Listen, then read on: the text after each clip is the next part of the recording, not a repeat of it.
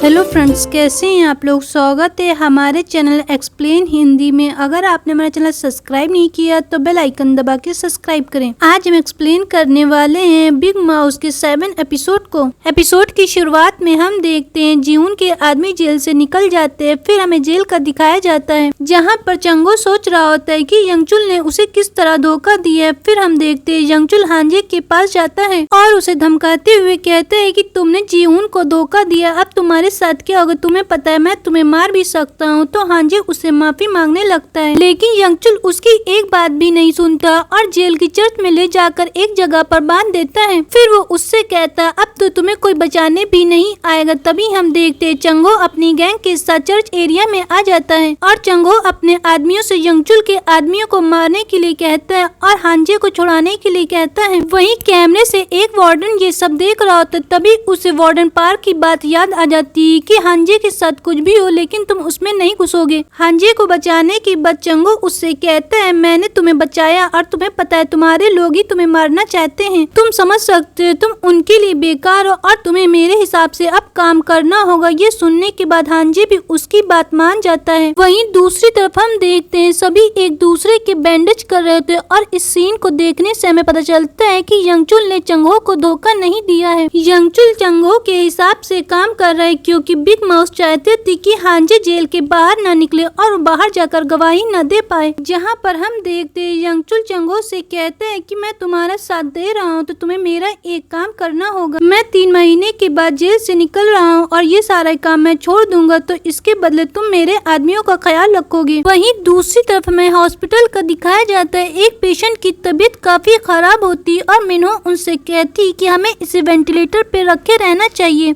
लेकिन head nurse उसकी एक भी बात नहीं सुनती और वेंटिलेटर मशीन बंद कर देती है जिसकी वजह से पेशेंट की मौत हो जाती है। फिर हम देखते हैं मिन्हो उसी पेशेंट के फ्यूनरल में जाती जहां पर वो देखती कि उसकी वाइफ एक आदमी से बात कर रही है, जहां पर वो कहती है कि मशीन बंद करने के लिए भी उन्होंने उससे कहा था और उसके बदले में पैसे भी दिए थे और उसकी डेड बॉडी भी मुझे नहीं मिली है। तो मिन्हो ये सारी बातें अपने डैड को बताती और कहती कि डेड बॉडी के बदले उसे पैसे भी मिले और मैं डेड बॉडी का ब्लड सैंपल लेकर आऊंगी। फिर हॉस्पिटल का दिखाया जाता है जहां पर सिक्योरिटी गार्ड देखता है कि मिन्हो हॉस्पिटल में रात में आई है और वो उसी रूम में गई जहां पर पेशेंट की बॉडी रखी। फिर हमें मिन्हो को दिखाया जाता है जो पेशेंट का ब्लड सैंपल लेती है। पेशेंट का सैंपल लेने के बाद मिन्हो जब बाहर निकलती तभी उसकी नजर पड़ती कि वहाँ पर बहुत सारे लोग आए होते। मेयर की वाइफ भी और हेड नर्स भी होती है। मेयर की वाइफ उससे कहती तुम यहाँ पर क्या करना चाहती और उसको चेक करने के लिए बोलती है। मिन्हो को जब चेक किया जाता है तो उसके पास कुछ भी नहीं निकलता है। तभी वहाँ पर मेयर आ जाते हैं। फिर मेयर अपनी वाइफ से लंच पर चलने के लिए बोलते जहाँ पर वो कहते मुझे लगता है तुम मिन्हो के साथ कुछ ज्यादा ही स्ट्रिक्ट हो। तो मेयर की वाइफ कहती मुझे वो ज्यादा खास नहीं पसंद है। फिर मेयर याद करने लगता है मिन्हो की सारी बातों को। वो सोच रहा होता है क्या ये सच में बिग माउस की वाइफ है। वहीं दूसरी तरफ हम देखते हैं मिन्हो ने वही पेशेंट के पास ब्लड सैंपल डाल दिया होता और वो वापस से लेने के लिए जाती है। मिन्हो सैंपल लेकर लिफ्ट में जैसे ही अंदर जाती तभी वो देखती एक आदमी आ गया और उसे मारने की कोशिश करने लगता है।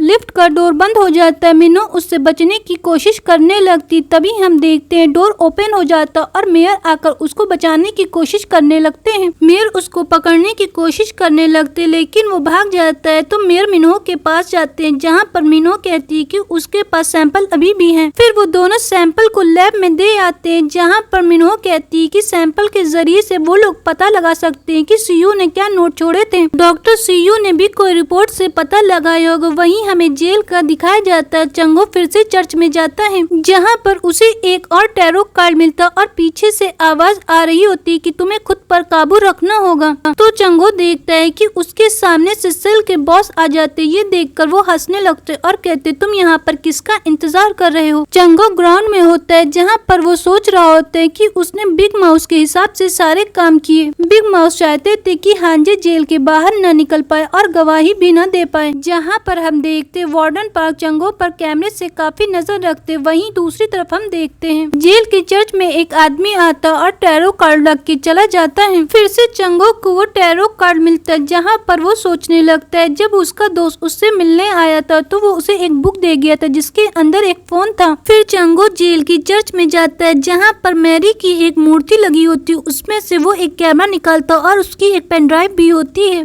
चंगो मन में बात करते हुए कहता है कि आज उसे पता चल जाएगा कि असली बिग माउस कौन है। फिर वो मोबाइल में पेन ड्राइव लगाकर देखने लगता है कि टैरो कार्ड किसने रखा। ये देखकर वो काफी हैरान होता है क्योंकि वहाँ पर टैरो कार्ड रखने वाला जेरी होता है। ये देखकर चंगो काफी हैरान होता है। चंगो जेरी की बातें याद करने लगता है कि उसके हाथ में माउस का टैटू बना है और उसका नाम भी जेरी है। वो कहता है कि रियल बिग माउस जेरी है। फिर हम देखते हैं चंगो जेरी को बुला के लाता और उससे कहता है कि मैं तुमसे सिर्फ 3 बार पूछूंगा, तुमने ये सब मेरे साथ क्यों किया है। तो जेरी कहने लगता है तुम किस बारे में बात करे, मुझे पता नहीं। तो चंगो कहता है मैं 3 बार पूछ रहा हूँ, 2 बार बाकी है। तुमने जेल की चर्च में टैरो कार्ड क्यों रखे। तो जेरी कहने लगता वहाँ पर पड़ा था और मुझे लगा कि किसी का, इसीलिए मैंने वहाँ पर बाइबल में रख दिया। जेरी के जाते ही चंगो फिर से मोबाइल में देखने लगता और वो टाइम देखने लगता है कि टैरो कार्ड कब रखे गए थे। फिर जेरी के पास उसकी वाइफ का फोन आता है कि व्हाइट फ्लावर उसने भिजवाए, जहाँ पर चंगो को याद आने लगता है कि उसने भी जीहून की वाइफ को भिजवाए थे। फिर वो मोबाइल के टैरो कार्ड पे नजर डालता है। जैसे ही वो बाहर जाता है तो जेरी उससे कहता है क्या तुम असली बिग माउस नहीं हो, मतलब कि तुम उस टैरो कार्ड के इशारों पे काम कर रहे हो और हमें लग रहा है कि तुम असली बिग माउस हो। तो चंगो उससे कहता है अगर जिंदा रहना है तो अपना मुंह बंद रखना पड़ेगा। ये बोलकर वो लोग वहाँ से चले जाते हैं। फिर हमें जीहून के आदमी दिखाए जाते हैं जो जीहून से मिलने जाते हैं, जहाँ पर जीहून का अटर्नी बातें कर रहा होता है कि उन्होंने किस तरह इन लोगों को बाहर निकाला है। तभी जीहून के पास एक फोन आता है और फोन में कहा जाता है कि डायरेक्टर ने सभी लोगों को मूवी थिएटर में बुलाया। जिसके बाद जीहून वहाँ से निकल जाता है, जहाँ पर वो अपनी वाइफ के साथ होता है। तभी वो देखता है कि मेयर और उसकी वाइफ भी वहाँ पर आई हैं। फिर सभी लोग थिएटर में जाते हैं, जहाँ पर डायरेक्टर एल्डर ने एक वीडियो बनाई होती है।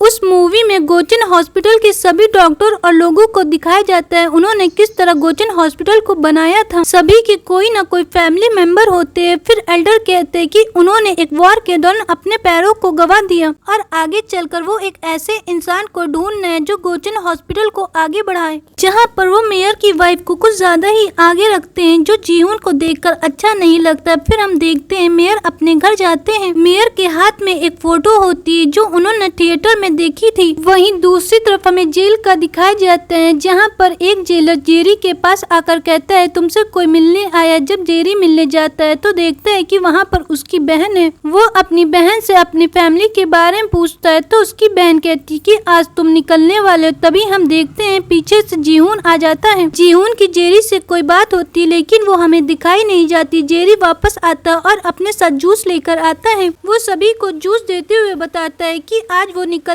वाला है और वो एक जूस चंगो को भी देता है। जब वो चंगो को जूस दे रहा होता है तो काफी घबराया हुआ होता और चंगो भी उसे देख रहा था। फिर चंगो उस जूस को पी लेता है और अपना सारा सामान पैक करके जेल के बाहर निकल आता है। जब वो बाहर निकला होता है तो काफी घबराया होता और याद करने लगता है जीहून की बातों को। जीहून उससे कहता है तुम्हारी बहन ने मुझसे पैसे लिए और इसके बदले तुम्हें चंगो को मारना होगा। तो जेरी इनकार कर देता है। तो जीहून उससे कहता है तुम्हें बस उसे एक जूस देना होगा जिसको पीने के बाद उसके स्टमक में बहुत सारा पेन होगा। जिसके बाद चंगो के साथ ऐसा ही होता और एक एम्बुलेंस आती है, जहाँ पर चंगो को हॉस्पिटल ले जाने लगती है। तो मीहू भी देखती है। जेरी मीहू को बताता है कि इस एम्बुलेंस में चंगो और उसकी तबीयत खराब है। जिसके बाद मीहू एम्बुलेंस रोकती है और चंगो को सीधा हॉस्पिटल लेकर जाती है। सभी लोग जेरी को थैंक्स बोलते। वहीं दूसरी तरफ हम देखते वार्ड में एक पुलिस वाला घुसता है जो चंगो के अंगूठे के निशान को एक पेपर में कर लेता और वो सीधा ले जाकर जीहून को देता है। ये पेपर रिक्वेस्ट बेल के होते हैं और जीहून ये देखकर काफी खुश होता है। फिर हमें चंगो को दिखाया जाता है जिससे मीहू मिलने आती है। चंगो समझ जाता है कि उसे जहर देने का काम जेरी ने किया है। फिर हम देखते हैं मीहू उससे मिलती और काफी खुश होती है। जीहून उससे अपना ख्याल रखने के लिए कहती और कहती मैं तुम्हें छुड़वा लूंगी। फिर हम देखते हैं वो वापस फिर से जेल में जाने लगता है। जैसे ही वो गाड़ी में बैठकर जाने लगता है तो कुछ लोग उसे इंजेक्शन देने लगते बेहोशी का। तो चंगो बचने की कोशिश करने लगता है लेकिन वो नहीं बच पाता है। फिर हम देखते हैं चंगो को पुलिस की गाड़ी से निकालकर एक जगह पर ले जाया जाता है, जहाँ पर हम देखते हैं रूम नंबर 304 होता है। ये वीडियो यहीं पे खत्म हो जाती। अगर आपको हमारी वीडियो पसंद आई तो लाइक करें, शेयर करें, सब्सक्राइब करना बिल्कुल भी न भूलें।